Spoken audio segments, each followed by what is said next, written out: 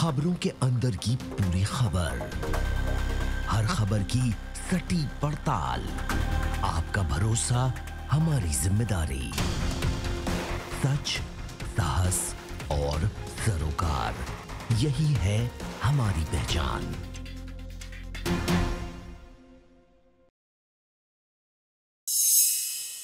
प्रधानमंत्री नरेंद्र मोदी ने one nation one card की शुरुआत कर दी है। यह कार्ड पूरी तरह से कॉन्टैक्टलेस कार्ड होगा। मेट्रो रेल स्मार्ट कार्ड की तरह इस पर भी कार्ड होल्डर के बारे में कोई डिटेल नहीं होगी। इस कार्ड का इस्तेमाल करके नागरिक सभी तरह के पब्लिक ट्रांसपोर्ट का भुगतान करने के साथ और सेवाओं के भी लाभ ले सकेंगे। रुपे द्वारा पावर्ड इस कार्ड को नेशनल कॉमन मोबिलिटी कार्ड के तौर पर भी इस्तेमाल कर सकेंगे।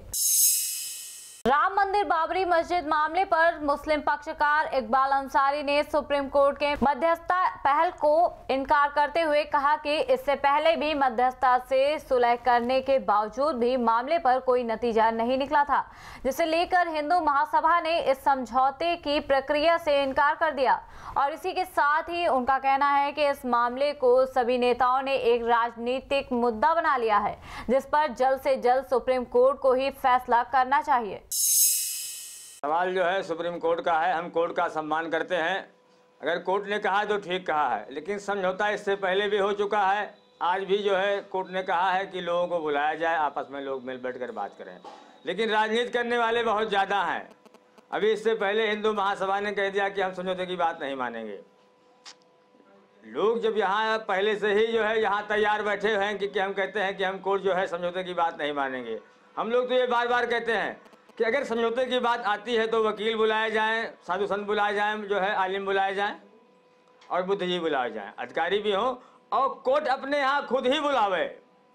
और अगर वहाँ कोर्ट अपने यहाँ बुलावे, समझौते के लिए लोगों को तैयार करे और लोग चाहें तो कोर्ट करा सकता है, हम उस पर तैयार हैं। एयर स्ट्राइक पर पूर्व मंत्री सलमान खुर्शीद का बयान सामने आया है। उन्होंने कहा कि एयर स्ट्राइक का राजनीतिकरण नहीं करना चाहिए। हमने अपने कार्यकर्ताओं से भी कहा है कि इस मुद्दे पर आम चर्चा ना हो तो ठीक है। एयर स्ट्राइक पर बयान देने से बचने का कारण बताते हुए सलमान खुर्शीद ने कहा, हमारा दुश्मन भी सोचेगा कि हम आपस में एक नहीं है, हम में आपस में भी कोई दरार है, इससे देश का नुकसान होता है। देखिए, मैंने अपने सम्मानित कार्यकर्ताओं से यही बात कही है कि ये एक ऐसा समय है, एक ऐसी घटना है जिस पर आम चर्चा ना हो तो बेहतर है। इसलिए कि कोई भी बात कोई व्यक्ति कह देता है, उसको उसका बड़ा बतंगड़ बन सकता है और हमारा दुश्मन ये देखेगा कि हम आपस में सहमत नहीं हैं, क्या हमें आपस में भी कोई दरार है, तो उससे हमारे देश का नुकसान होता है। कर्नाटक के पूर्व सीएम और कांग्रेस के वरिष्ठ नेता सिद्धारमैया एक बार फिर अपने विवादों पर घिर गए हैं। इस बार उन्होंने टीका लगाने वाले लोगों को लेकर एक बयान दिया है। उन्होंने कहा कि मैं उन लोगों से बहुत डरता हूं जो कुमकुम या भस्म का लंबा टीका लगाते हैं।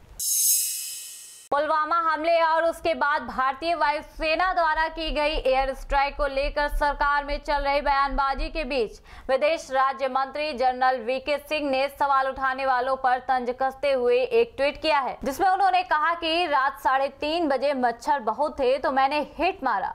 अब मच्छर कितने मरे ये गिनने बैठूं या आराम से सो जाऊं। अमेठी थाना मुसाफिर खाना में भारतीय जनता पार्टी के सैनिक प्रकोष्ठ के प्रभारी अनुग्रह नारायण ने पूर्व सैनिकों और शहीद जवानों के लिए एक सम्मान कार्यक्रम का आयोजन किया। इस दौरान उन्होंने शहीदों के परिजनों को उपहार देकर सम्मानित करने का काम भी किया। औरैया के थाना दिबियापुर में किसी रंजिश के चलते कुछ अज्ञात लोगों ने देर रात एक युवक की हत्या कर दी और फरार हो गए। सूचना पर पहुंची पुलिस ने घटनास्थल का जायजा लिया, साथ ही शव को कब्जे में लेकर पोस्टमार्टम के लिए भेज दिया है। फिलहाल पुलिस मामले की जांच में जुटी है।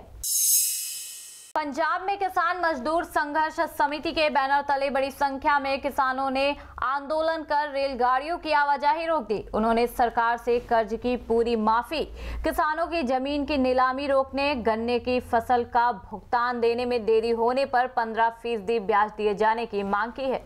इस आंदोलन के चलते अमृतसर से दिल्ली रेल मार्ग पर 8 रेलगाड़ियों को रद्द कर दिया गया, साथ ही 24 अन्य ट्रेनों का रूट बदल दिया गया। मैनपुरी से एक शर्मनाक मामला सामने आया है। दरअसल 8 साल की मासूम बच्ची के साथ उसी के चाचा ने दुष्कर्म किया। घटना के बाद बच्ची की हालत बिगड़ गई, जिसके बाद उसे इलाज के लिए अस्पताल में भर्ती कराया गया। वहीं सूचना मिलने के बाद पहुंची पुलिस ने आरोपी के खिलाफ मुकदमा दर्ज कर उसे गिरफ्तार कर लिया है।